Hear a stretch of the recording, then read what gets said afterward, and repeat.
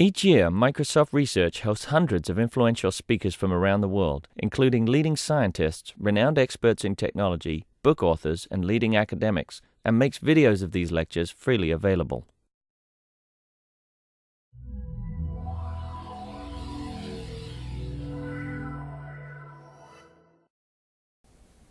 Hello and welcome. So we're going to get started today. My name is Beatriz Diaz-Acosta, and I work in Microsoft Research as part of the Health and Wellbeing theme.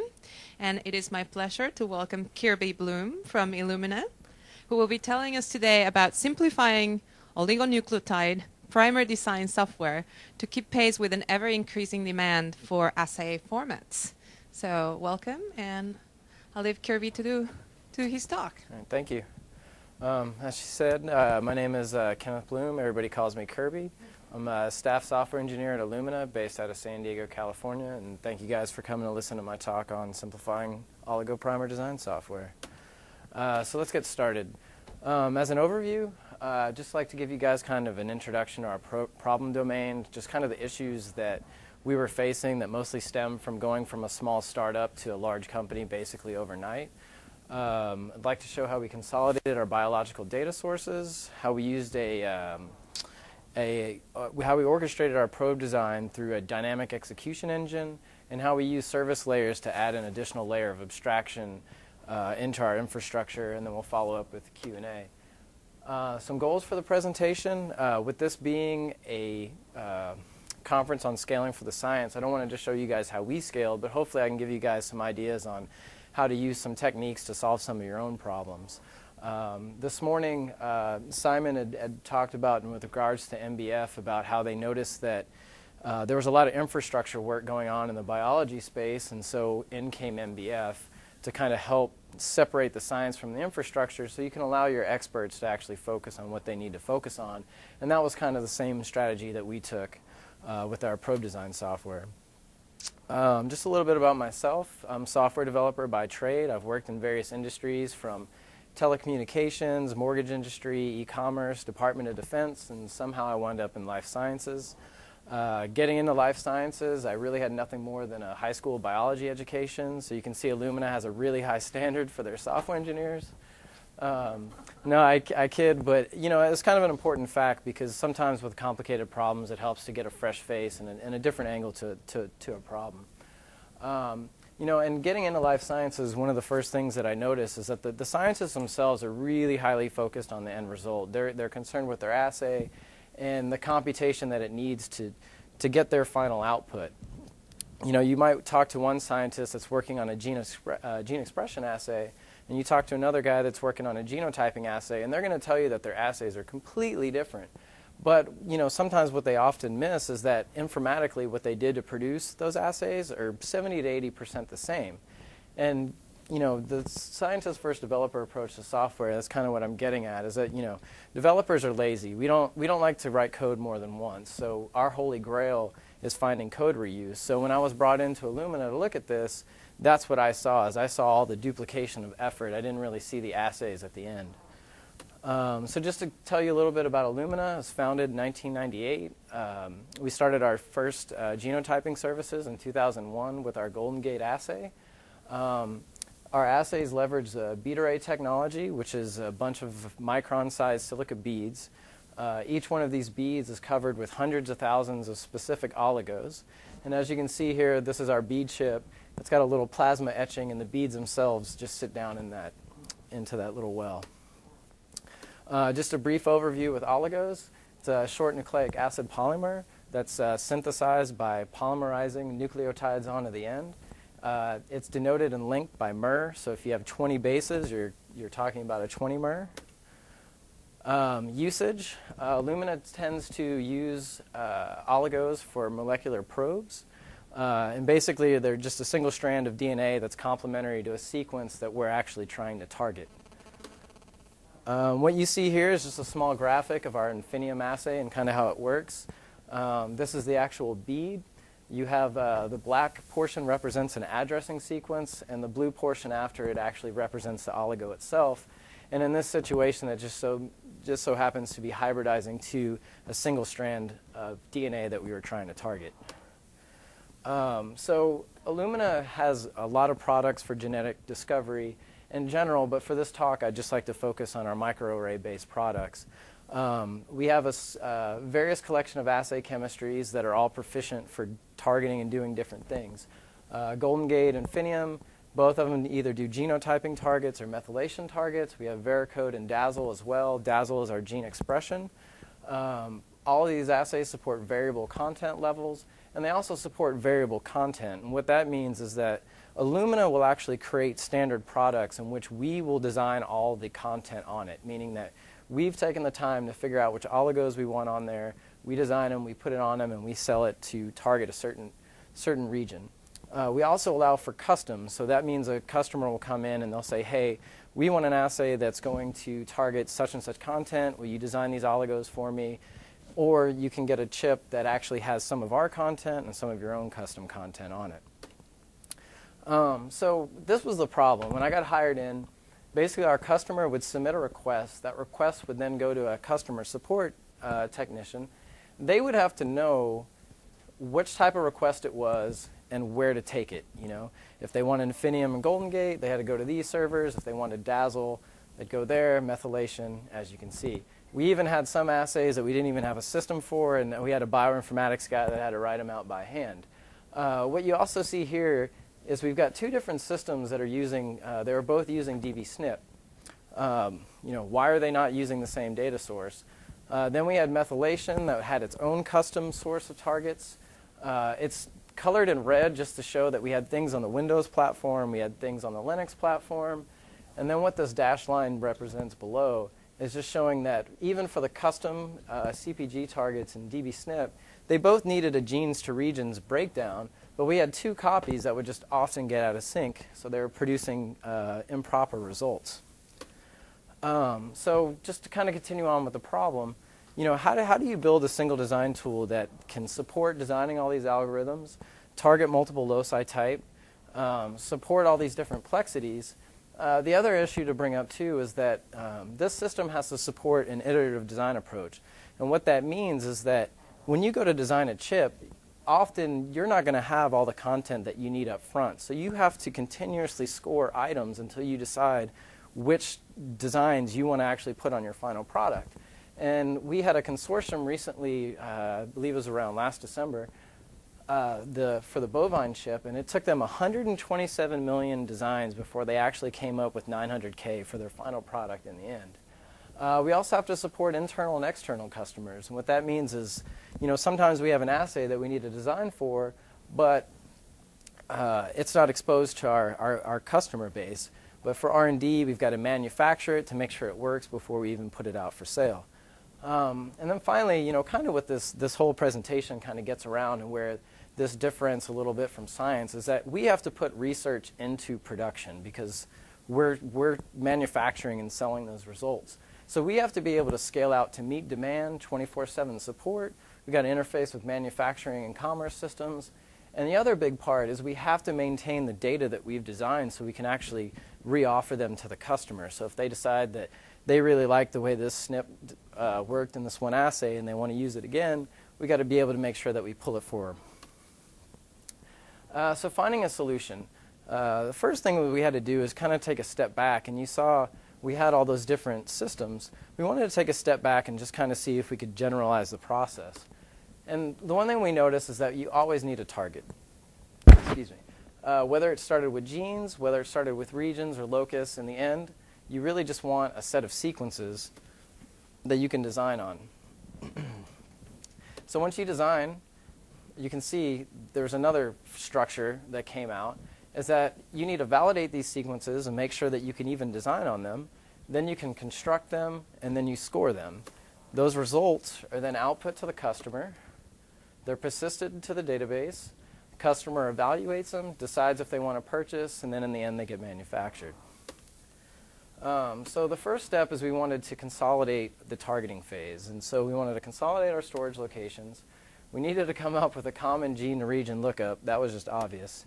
And we really wanted to come up with a common data schema for all types of targeted sequences that we were going for. You know, methylation sites are going to contain different information than SNPs. However, we weren't querying on it. So we wanted to figure out a way to have a common lookup based on species, coordinate, and chromosome and kind of abstract away those differences in data. So we came up with a very simple schema. And as you can see, there's our sequences. The loci detail represents the annotation on how to find it. And then to the right, we have this loci metadata table that I'll get into on this next slide. So in order to abstract away that information that was different for the different targets, we decided to use object serialization. And object serialization is just the process of putting an object into a certain format that can either be transferred across a network, stored in a database, stored in a file somewhere. You can serialize simple objects like hash tables and dictionaries. You can even serialize some of your own custom objects. Two of the most common ways of doing serialization is binary versus XML. We chose to go with XML mostly because it's still human readable, and we really didn't see once we compressed it down to an XML fragment and not an actual XML document, we really took the same amount of storage space as if we would have stored it in binary format. The other big thing to note is that it also enables XQuery if needed. So what you see here is a SQL statement that will still allow us to kind of mine into the data if we actually still need to get at it. And most of all, you can see that it tremendously cut our storage space by not creating a table structure for things that we didn't need a query on. So this is what happens when we actually serialize one of our custom objects. This is what the XML actually looks like.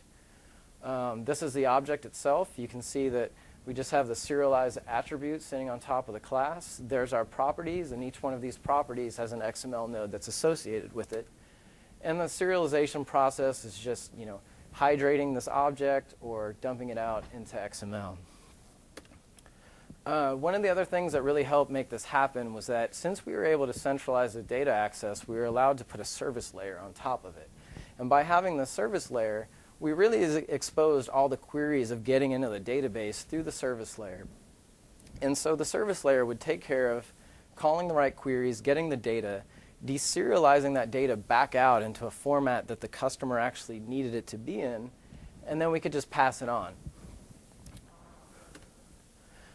Another thing that was really important for us with data source consolidation was just, Microsoft and Oracle, these guys put a lot of work into coming up with enterprise-level design features for their database. When you have databases kind of scattered all over the place, you're never going to be able to realize those. And so by getting this common schema, we were able to start leveraging partition tables, clustering.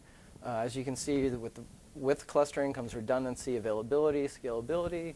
And the other item is that, a lot of times DBAs don't want to know your data that much. So if you have a very common, very easy to understand schema, you can get their help pretty easily. So that kind of takes care of the portion of actually getting the sequences themselves. What I'd like to get into here is just the probe design steps. And all I really want to show with this is these are kind of how our assays work. But as you see, we have the oligo for the Infinium. These represent oligos for Golden Gate, and the red and the blue represent oligos for Dazzle. And so the whole point with this is just showing, hey, we're still making oligos even though they're used in different areas of the probe. Informatically, it doesn't make that much of a difference. So breaking down the probe design process a little bit more, the assay composition determines the level of abstraction. So each assay has, its different sets of validation to figure out if this sequence can actually work for this assay. There's different construction algorithms saying, do I want to use the left flank? Do I want to use the right flank? Do I want 10 bases? Do I want 20 bases? There's also different sets of scoring. And so with the scoring, it's just do I want GC content? Do I need length? All these different items that will help predict the success of the probe. And then finally, what's on the bottom is just a pool-based validation. And all that means is that once you've designed your probe set as a whole, do you want to, you want to check to make sure that, maybe I don't have a probe that's too close to another one that might poison my pool and affect the results of the entire assay. So going a step further, when we wanted to build this dynamic execution engine, the first thing that we knew we had to do was actually build libraries for each one of these abstraction levels. So we had to build validators, probe builders, calcs, and we wanted to make sure that we built them as just plain old C# objects so they could be reused by any application. a GC calculator is always a GC calc, so why build it to just work in the context of one application? Next, we needed to actually build a generic probe design shell itself. And we really wanted this thing to be dynamically set at runtime depending on the assay type, and just kind of not know what it's going to do until you tell it. And we decided to use Windows Workflow to help construct and to kind of hydrate the factory design pattern. And then once we choose Windows Workflow, it's very simple that Windows Workflow activities are kind of the building blocks that actually make workflow happen. So we then had to wrap these POCO objects with activities so then we could actually hydrate the process design shell. And the last thing that's really important to note was just we wanted to make sure that we kept all the business logic out of the activities and that they stayed in the library, at the library level themselves. So this is just kind of a little bit of an overview into the dynamic execution engine. The design request comes in. We query a database to get the XAML that's going to represent how we're going to construct the probe design shell. The target sequence will then come in. And then this gets down to the levels of abstraction that I was talking about earlier, your validators, your builders, and your calculators. And then in the end, you have your probe design set that comes out of the bottom. And so what this shows is just, we have some assay that comes in. It's going to use these two validations. It's going to use this probe builder and these 4 sets of calcs down here. And just to kind of show it a little bit further, now you have assay X that comes in. The shell is going to completely change its form depending on the assay composition and the XML designed in the workflow. And now you have a completely different composition and a completely different probe design set at the end. So all I really wanted to show here, and hopefully this will work out, and of course it doesn't. Oops. All right, that's not going to work. All I really wanted to show here is that this is the POCO object. It has a it's just a regular constructor taking in some properties. But down here it has a method called do probe generation. And you can see here that all it's really doing is adding these sequences that we've generated. This next slide just kind of shows the activity itself. And you can see we have those same properties that we're getting passed in the constructor. They're marked with a browsable attribute, so we can use it in a drag-and-drop designer. And then we have this execute method that we've overridden. And all it's actually doing, if you look, is it's just adding on a probe builder to the probe design shell itself. It's not actually doing anything. It's just building the construction of the shell. Another thing that was also important to us is that by using Windows Workflow, we were also able to have no-code workflows. So each path was stored in a database. We could tweak the parameters on the fly. We could add calcs or different validation steps when needed. And we never had to recompile unless you needed a new calc or you needed a new piece of validation. And again, the common quote these days, embarrassingly parallel. Designing probes is a perfect candidate for it because they can all be done independently. And by creating this probe design shell, we were able to guarantee that as long as our workflow engine hydrated this shell, that each one of those probes were going to be done in a parallel fashion. So this chart here just kind of shows by doing that, we were able to actually improve our design time by 700% across the company just by ensuring parallelism. A lot of these other applications that we kind of took over, they were all single-threaded, so it was almost for free. I feel kind of like a cheat saying that we got 700% out of that, but those are the numbers. The other thing, just to get back to, was just separating the science from the infrastructure. It allowed our experts to just concentrate on the probe design, and we took care of the rest of the infrastructure. So we were actually able to get our assays out to market much faster. And this just represents our current landscape. And so you can see a request comes in now through the design service, which is where the probe design shell sits. It is then communicating with the data service layer that's getting into that targeting data that we were referring to earlier. As you can see, now that we have a service, you can have some other unknown application actually making use of that data. And these translucent servers over here just kind of show that when we had, like for the bovine chip, and we really needed to scale up, we called up IT. We said, hey, we need these new servers. We just plugged them in, and we were able to get 127 million designs done in, I think it was like 14 days. So it really helped out a lot. What's next for us? Expanding the HPC SOA.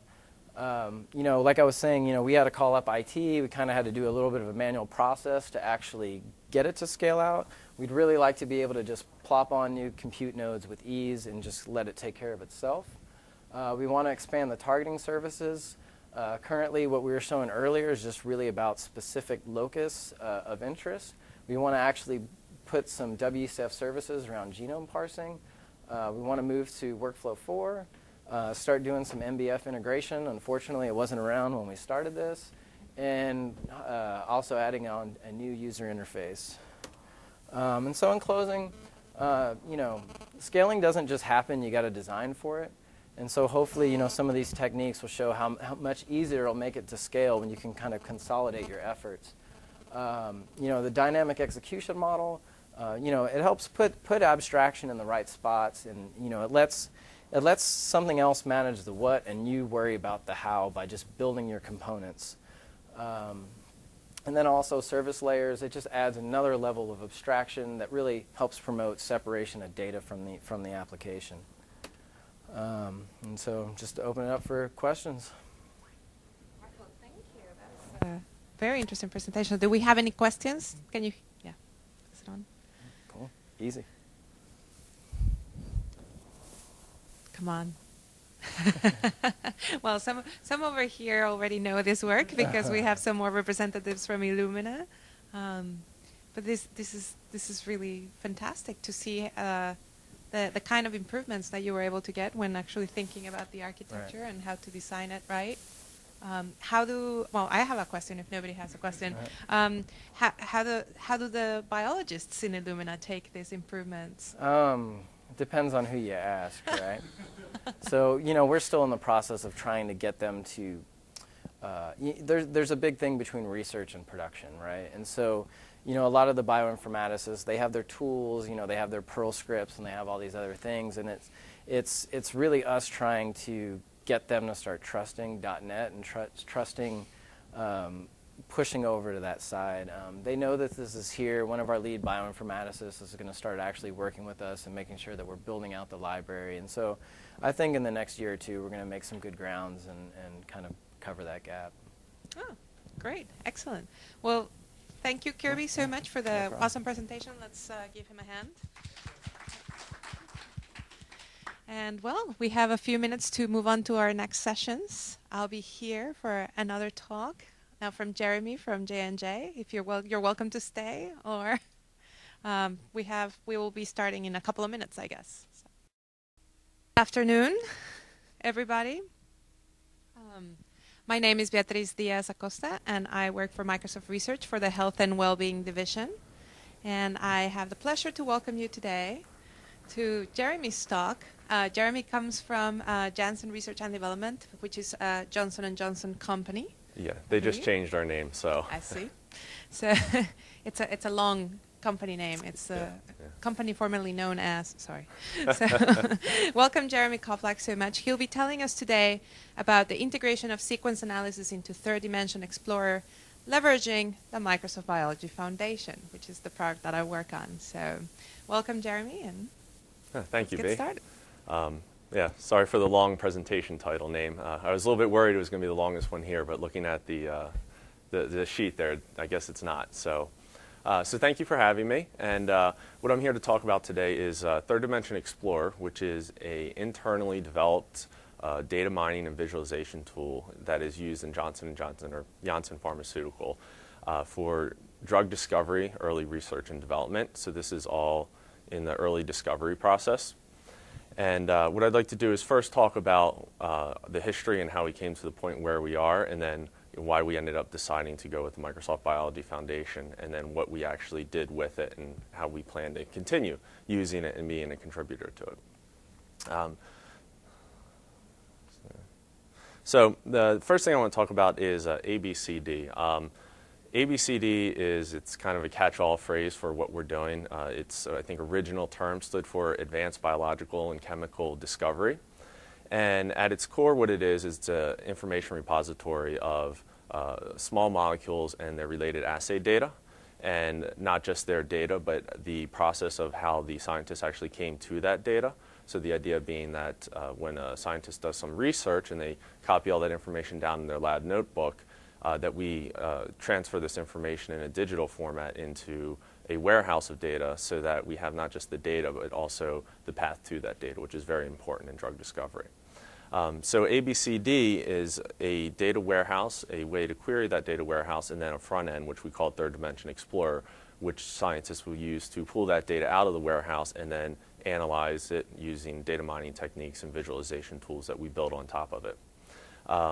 So these are just some statistics. We have over 1,000 users at J&J that are using it. We have a large user community in Johnson & Johnson that are using it, and it's a very community-based supported tool because we have a small development group of about 20 developers that are working on this product, and so we have many disparate projects all leveraging the same platform, and so we really rely on our scientists to support each other in training and bug tracking and all sorts of stuff. So we have a very good relationship with our scientists. Just a quick case for it is before they started doing this development, which started about 7 years ago, Johnson & Johnson's research and development was used many disparate data sources. Information was stored all over the place. It was analyzed using a multitude of different tools. The main one would be Excel. So scientists would have, for a given compound that they were working on, each scientist would have a different Excel spreadsheet that had assay information about the same compound, and people would run the same assays, or they would basically do the same work over and over again, and they weren't really collaborating properly on it because the data was all over the place. So the goal ultimately was to find one repository where you could put all the data and then have a set of powerful tools all in the same platform where they could pull that data out and mine and analyze that information. And that's what this next slide shows. So what we ended up doing is we have one warehouse which gets all the data pushed from different transactional systems, and then we use one client system, Third Dimension Explorer, to view and analyze that data. So one thing that I mentioned is that we want to make sure that the data that goes into the warehouse actually has information about how that assay was run. And so what we have is the ability for users to create protocols for each compound or project that they're working on that define the exact steps in the assay that they're using and what the expected data looks like. So this allows us to ensure the accuracy of the data, and also if someone wants to go through and rerun a type of assay to validate data that's in there, they have the process by which that data came to be. And so the front end, which is what we're here mainly to talk about, is Third Dimension Explorer. So at its core, it looks similar to Excel. So it's a data grid that has chemical and biological data in it. And the big difference between Excel and Third Dimension Explorer is in 3DX, we treat it more like a database. So each row represents an entity. You can't have an idea of one cell referencing another cell in a different row. So this allows us from a mining standpoint. You know that every record is one entity, and it allows for quick sorting and analysis of the data in there. And what we're viewing here is this is the original incarnation of 3DX. I say 3DX, that's our short term for Third Dimension Explorer because it's a little bit long to keep saying. And in here what we see is each column in here represents a different data type. So the idea is that here in this first column we have small molecules, so it's a structure column. And it's stored as a SMILE string, and there's a few other structure formats that we can store the information in it. So the power of this is that you have a column that has a specific data type, and then you can build extensions onto the platform that work specifically with it. So in this column, we have the ability to do substructure searches. So if you're working on a compound that has 1,000, or if you're working on a target that has 1,000 different compounds, all that have a small variation around a certain core structure, and you want to be able to work with that data in the context of it being a small molecule, not as some SMILE string, which doesn't always mean as much depending on how you're looking at it or what you're trying to do with it. And then the other things are pie bar chart, which allows you to view an analysis of the summary data for a given row. And then we also just have scatter or line charts and a bunch of other different cell viewers that we have so that the scientists are able to get a different view and a quick overview of their data in 3DX. And then for data retrieval, all our data ultimately is put into a warehouse, and the key is being able to get that data out of the warehouse. So we have a set of tools around retrieving data. So for small molecules, we have the ability to do a substructure search on an Oracle database. We have a cartridge in the database that does specific searching around structures, and it's knowledgeable about this. So it's not looking at a string, it's actually using chemical properties to determine the accuracy of a given structure. And this is something that has parallels with large molecules. For example, if you're doing a blast search, right? You're searching for similarity between sequences, and you can't just do a string search in a database because you need more information than just the individual residues in a given protein sequence.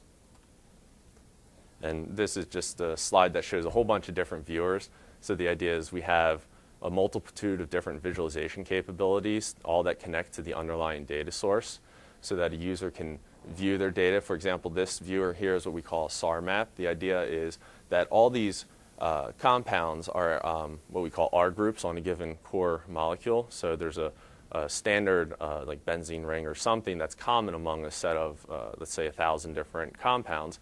And you want to see how the different parts of that compound differ, and then what the color codes values are. They might be like IC50 values or some other assay results, so you can get a high-level view of what the underlying data is. And then this links back into the underlying data table, so the user has a way to interactively select regions, drill down, and manipulate data. So support for biologics. We originally started out in the small molecule world, but we saw a lot of parallels with the large molecule research. Ultimately the difference being that they're working with large molecules, so DNA sequences and protein sequences, versus small compounds. But they still ran assay data. They still needed to have a place to put all of their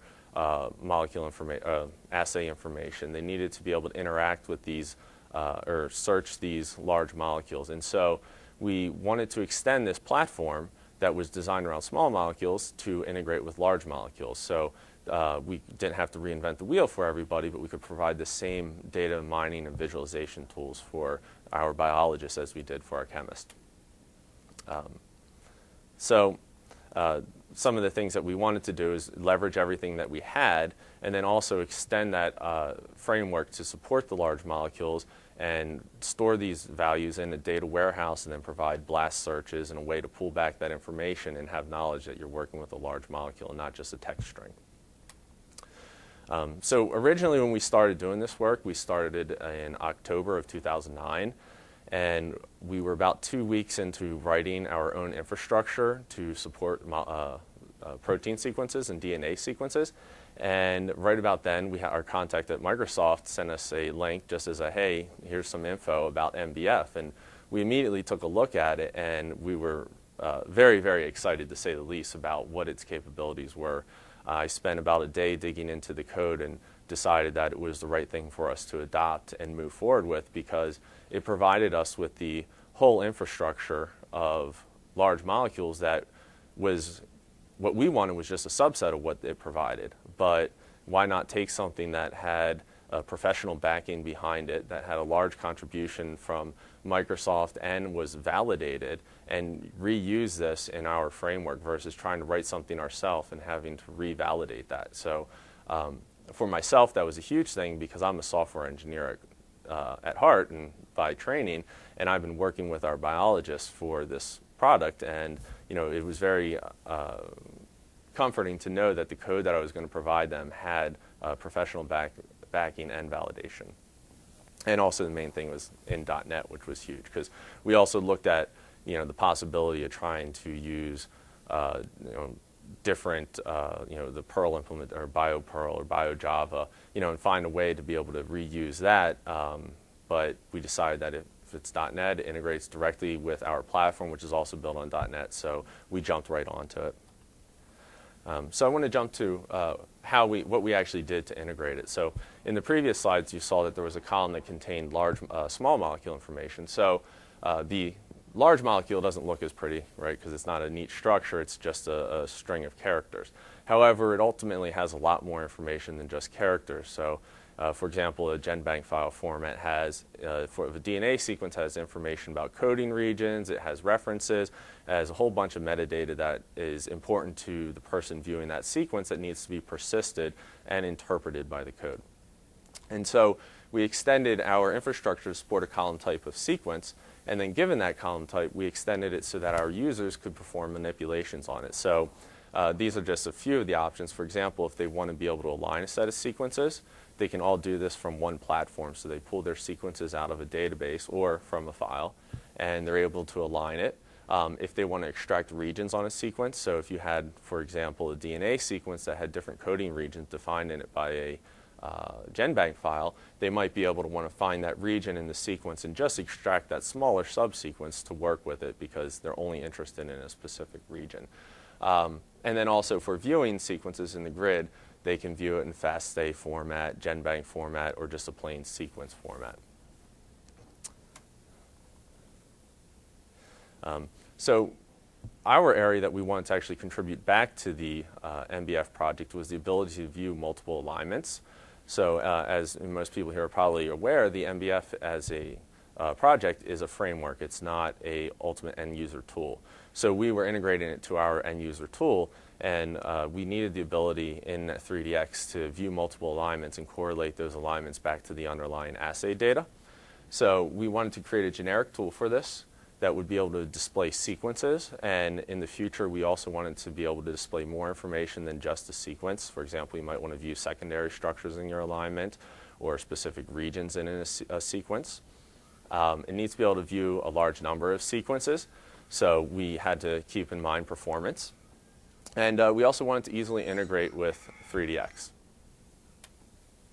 So this is our sequence alignment viewer in Third Dimension Explorer. So what we have here is this is the data table, and then the three different panels contain different views of the underlying data. And so for the multiple alignment viewer, you have your sequences, the individual residues of the sequence, a calculated consensus. In this view, they're color-coded by hydrophobicity, and they're also marked by a reference sequence. So in this idea is that you would say have a sequence of interest, maybe a control sequence, and then you have a set of sequences that have mutations, and you want to see how those mutations impact the assay results. And so the way that we integrate this with the underlying table is in 3DX we have this idea of a current record and selected records. So I've marked this as a current because it might be a record of interest, which I can then go down and view that this is the record, and then I can scroll over and I can see this is its assay data and this is the compound that it's interacting with. So I'm able to correlate my view of the data directly with the actual values of the data. And then in the top right is a scatter plot, and the bottom right is a heat map. I do apologize, this is all kind of random data pulled from PubChem. I'm unfortunately not able to show our actual data because it's proprietary. Which the actual data is obviously more interesting because then you can see patterns and identify the true value of visualization of data and mapping it to its actual value.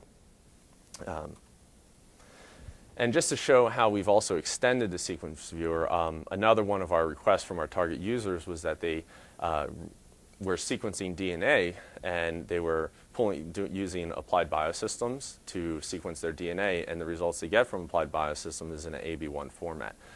Now, when you sequence the DNA using this through Applied Biosystems, every DNA strand that they have is not created equal. So some of the readings of the DNA is ambiguous, and it's something that they were interested in seeing. So what they wanted to quickly and easily be able to do was import a set of AB1 files. .ab1 is the Applied Biosystem file format extension. So they wanted to be able to pull in a set of AB1 files and then quickly view all the different AB1 files and their chromatogram information. So all the chromatogram information, I won't go into too much detail because I'm still learning it myself, is they have color wheels that each nucleotide will then absorb a certain percentage of that light from a given color. And what it shows here is, for example, so at A, right, the color wheel was all for that specific nucleotide. However, there's certain areas in here where the absorption is ambiguous, or there might be noise in the reading, and so they were interested to look at sequences and find out, what's my confidence that this sequence is what they say it is, versus taking it at face value. So we wanted to provide just a quick and easy way, and we just quickly extended MBF to import AB1 file formats and also extend the sequence viewer to show information beyond just the sequence residues. So going forward, our plan is we want to release the sequence control, which is what we saw there for viewing the sequences, as an open source control that people can freely take and use that's built on top of the Microsoft Biology Foundation. We hope to have had it out by this conference. Unfortunately, due to software constraints, our product is stuck on .NET 3.5, and so we are actually built this tool against the MBF beta before they upgraded it to 4.0. So my plan by the end of this month is to convert just the control to use .NET 4.0 and release it on CodePlex with a lightweight demo application so that people can freely grab it, see how it works, and hopefully find some use for it and even provide extensions to it.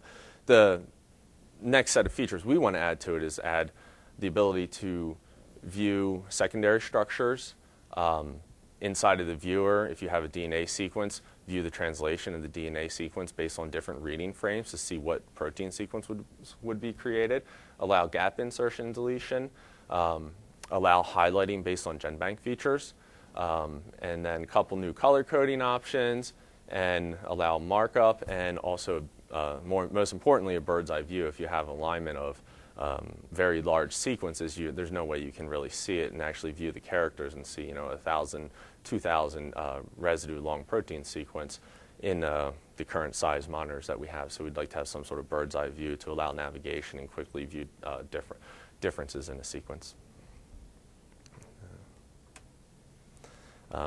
One thing, just some lessons learned about using WPF for graphics. Most of our visualizations were done in GDI+, and this was one of the first graphics we decided to move to WPF. And one thing I found with WPF is it has a lot of great new functionality, but also it's a new challenge from a development standpoint, because the difference between WPF and GDI+ is GDI+ is an immediate mode graphic system, so when it says paint, it paints directly to the screen, or a buffer and then to the screen. For WPF, it paints.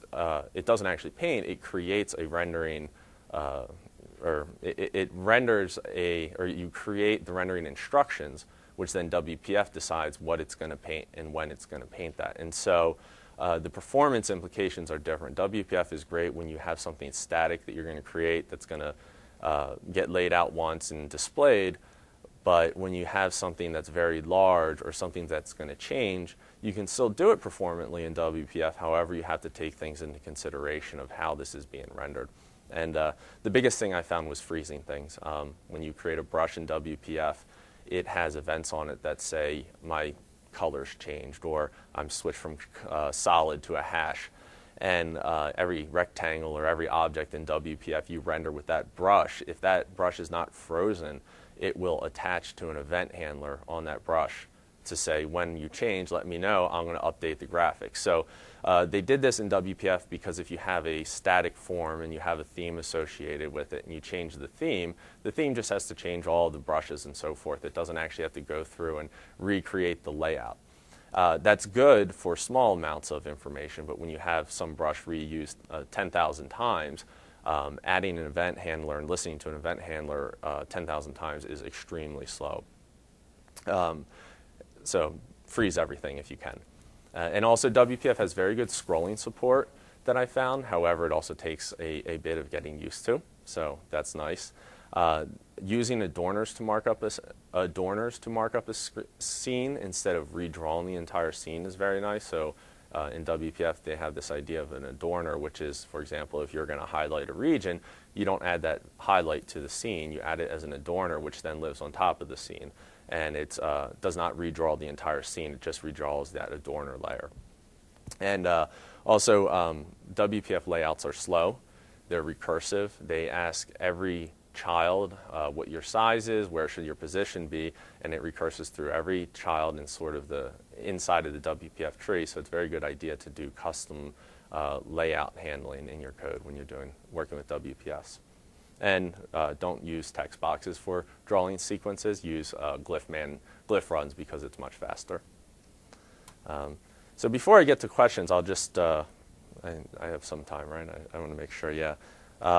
I'll just show you the sequence viewer. We were actually complaining earlier because you give a demo or a presentation of something on a screen that's relatively small, and it never, some stuff is lost. But I'm just going to reorganize this. So this is the screenshot that I was showing for in the presentation about the sequences. So let me just extend this. So what we're looking at here is this is the spreadsheet of data in Third Dimension Explorer, and in sequences aligned, I have a set of sequences that were aligned. These originated from FASTA or from GenBank file formats. So it has more information than just the sequence string. It's showing it right now as a FASTA format, but I can change that format to. Sorry, this is my development version. I had a bug. Let me see if I can. Okay, so I can't show that aspect right now. I just ran into that issue now. But assuming all things work well, you can switch through and view the different formats that from the native format, which is GenBank, but you can also view it as FASTA or just a plain sequence string. And then also in here, I have a chemical compound column. So if you wanted to further view that compound, you could jump in and view our chemical sketcher, and you could go through and modify that compound if you wanted to. And then let me pull up the viewer. So the alignment viewer is showing all the sequences that are in this sequence aligned column. And so this is all done in WPF. And what I'm viewing right now for the viewer is I've marked one sequence as a reference, and then all the other sequences are displayed as a differential to that. So a dot means it has the same residue. And if it actually shows the residue, it means that it's a different residue. And it allows you to then quickly scroll through and view how all the other sequences differ from this. And for this, I only have a few sequences, so I can switch my display to wrap. So instead of scrolling horizontally, you scroll vertically, which is nice when you only have a few sequences, because then you can go through and you can view all the different sequences, or you can view more ranges of a given sequence. And I can also switch off color coding. You can rearrange things, and there's a level of interactivity with it. And just to show you an example of a larger data set, here I have about 700 sequences, and I can view the alignment. These are just the same sequences repeated over and over again. And so an example might be that where you have one reference sequence and you want to click through and you want to go through and see how all the sequences differ from that. So we lock that into place and allow you to just scroll through the sequences and see how everything differs from it. So, I think it's a good time to ask if anybody has any questions, or if Bea wants to. Questions, anybody? I'll come by and bring the microphone. No questions? All right. All right. Oh, okay, there we have questions. Yeah, I might. Oh, okay. So I came from academic, and so I'm actually going to offer a new course pretty soon. So it seems, I'm not sure from your own personal experience, do you think MBF is a good candidate to become a tool to train the senior undergrad and entering graduate students on learning bioinformatics by doing some serious programming? I mean, I would think it is. I mean, I have to preface my answer with the fact that I'm not a biologist. I'm a computer scientist. So from my point of view, MBF has really kind of shed a lot of light in the area to me. So a lot of what I do is I go to our biologists and I talk to them and try to figure out, how we're going to make the software work for them. And I've been able to really leverage MBF because it does all that plumbing for me. So for like the sequence viewer, I get to focus on the user added value of the software that I'm writing and not necessarily have to worry about the underlying plumbing. I think, Simon, did you want to respond to that, or? Oh, I didn't mention that. I think it could be very useful, especially if you're trying to integrate biology and programming, because it's very easy to use. The code is extensible. Yeah, probably it's a tough question for you, because I didn't mention I came from Georgia Tech and Emory, biomedical engineer department. So our students are not computer science students. Yeah. So from your own personal experience, how long would be the learning curve for them to work with it or to adapt it? I mean, it would really depend. To know this, to use it. I mean, it took me a day. Took you a day. Yeah, I mean, it's very simple. it's pretty straightforward. Now, of course, there's a lot of functionality in it that is beyond what I'm using. So it took me a day to figure out the work that I needed to use, which was working with the core sequence object, being able to import and export sequences, being able to use some of the algorithms for aligning the sequences and translating the sequence like a DNA to a protein sequence. But the documentation is pretty solid.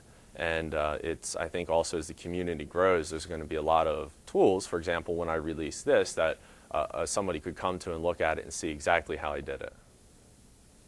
Very nice. Great. Question? Yes. Just a brief one. Thank you very much, by the way, for the talk. You're welcome. And thanks for the positive things you said about MBM as well. Saved me a lot of time.